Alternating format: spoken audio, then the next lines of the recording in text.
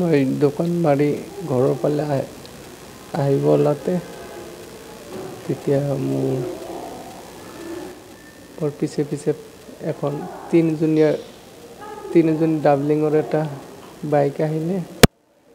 আহি প্ৰথমে মোক সুধিলে মই চতলা যাম, ৰাস্তাটো দেখাই দিয়া। মই কৈছোঁ যে বামুণপুৰী কলেজ ৰোড দি চিধা যাবা চতলা।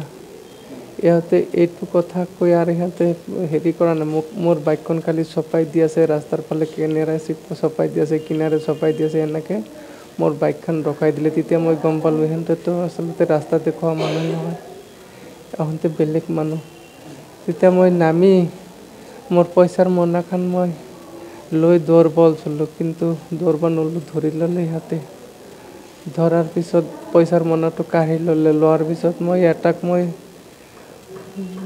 পুৰা হামটা মাৰি ধৰিছিলোঁ যে এটাক যাবলৈ নিদিওঁ, কিন্তু ইহঁতে তেতিয়া মোক গুলিয়াই দিলে। গুলিয়াই ইহঁতক লৈ গ'ল। ইয়াত নাই, অলপ ইয়াত নাই। 4 লাখ আৰু 1,10,5,10,000।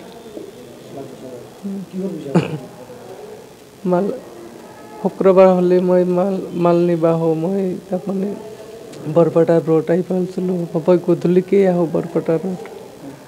ঘৰৰ পৰা 4 লাখ টকা লৈ গৈছিলোঁ যাওঁতে, আৰু আপোনাৰ 1,10,000 টকা চেল হৈছিল।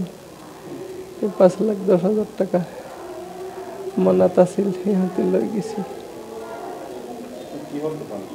জোতা চেণ্ডেল পাইকাৰী দোকান। 3জন আছিলে। এখন বাইক।